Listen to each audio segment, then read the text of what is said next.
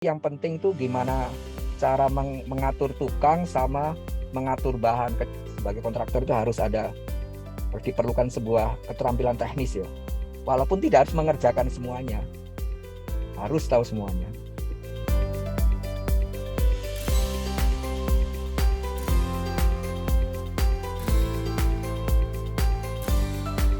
Kalau atap ini banyak sebetulnya ya. Kalau setiap masalah ada aja.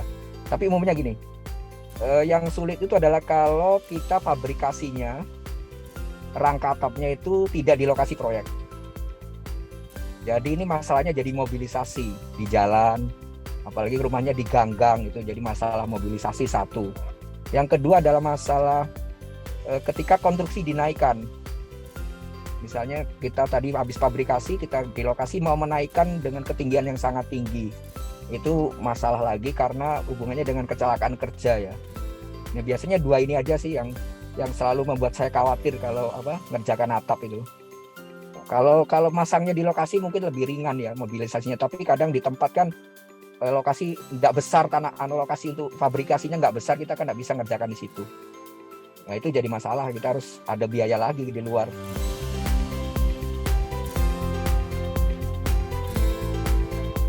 Jadi kalau kita ngerjakan atap itu kita sering bermasalah pada 3 bagian ya. Satu adalah pertemuan dengan tembok. Harusnya ada nih produsen yang mikirkan ini. Yang kedua, ujung. Di ujung ini biasanya ada talang ya di ujung. Endingnya atap ya.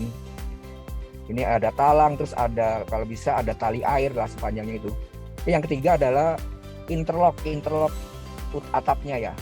Ini masalahnya biasanya di 3 ini. Joinnya dengan tembok, endingnya yang ketiga adalah interlocknya. Ini ada 3 ini harus banyak lah aksesorisnya, mulai dari skrupnya, kemudian bahkan sebetulnya kalau perlu sealant-nya itu juga harus ada loh. Harus ada bawaan dari pabriknya, pabrik harus memperhatikan sampai ke situ harusnya ya. Kadang-kadang kan skrupnya nggak nyediakan kayak gitu.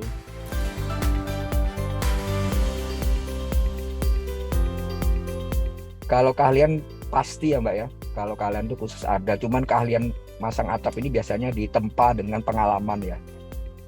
Biasanya seperti itu dia. Tapi yang nomor 1 itu kita harus tahu bahan atap apa yang mau kita pasang, jenis atapnya nih apa. Mau atap UPVC, genteng, itu harus tahu dulu.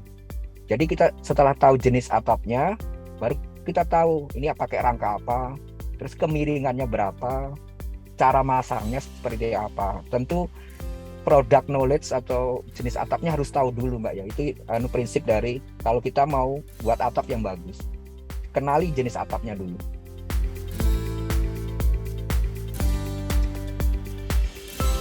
UPVC sejak awal itu ditawarkan merek apapun Mbak ya, itu selalu menawarkan konsep atap yang dingin, nggak berisik ya, tidak berisik. Itu selalu 2 ini yang ditawarkan, semua menawarkan seperti ini. Jadi poinnya memang itu, jadi memang harus dingin dan tidak berisik. Karena ada kompetitor lain yang dengan bahan metal tuh masalah yang beredar di awam adalah berisik gitu ya.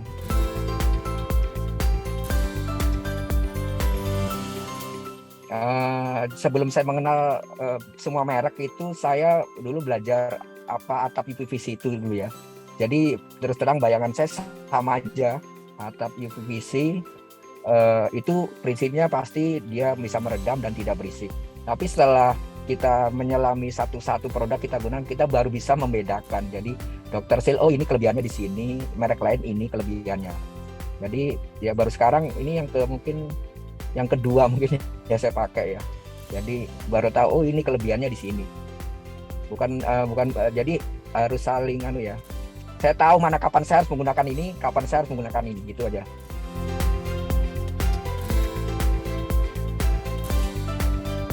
Ada 2 pesan saya. Satu itu dia keras ya, injak. Saya coba itu, saya tes keras itu memang. Jadi serasa lebih tebel. Jadi kerasanya kalau ada merek lain itu yang saya rasakan rasanya kok tipis gitu ya, agak aneh. Ini keras memang.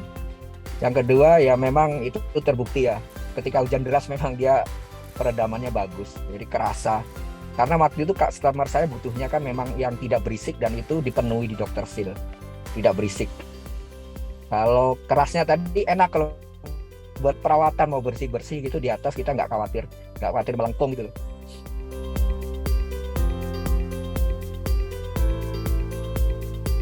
Gampang ya, gampang banget. Mungkin nanti ada di poin interlock yang mau sebetulnya saya bahas, tapi relatif gampang. Jadi tukang yang dengan skill yang biasa pun bisa kok masang. Jadi memang harusnya gitu ya. Atap tuh harus mudah dipasang. Harusnya gitu. Kalau dia sulit itu malah nggak laku. Harus mudah dipasang.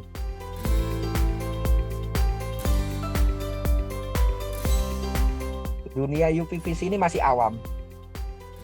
PR terbesar dari setiap vendor adalah memperkenalkan produknya karena ada UPVC yang sudah beredar lebih dahulu.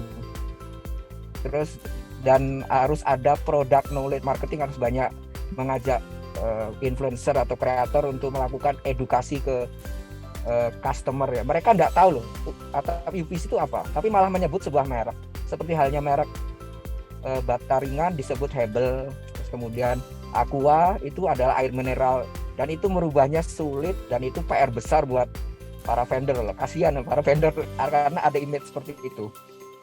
Padahal kualitasnya bisa berbeda-beda loh.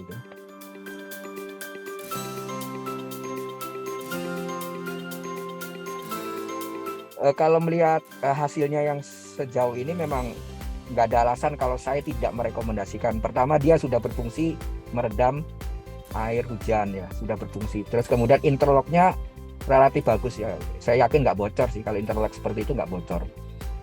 Di luar ini kelemahannya interlocknya yang sulit diaplikasikan, tapi itu sudah interlock yang bagus menurut saya. Yang kedua, dia kuat ya, diinjak-injak itu kuat. Saya coba sendiri, saya naikin orang 4 lebih 5, ya itu diinjak-injak ya nggak melengkung gitu intinya. Jadi saya rekomendasikan pasti ya.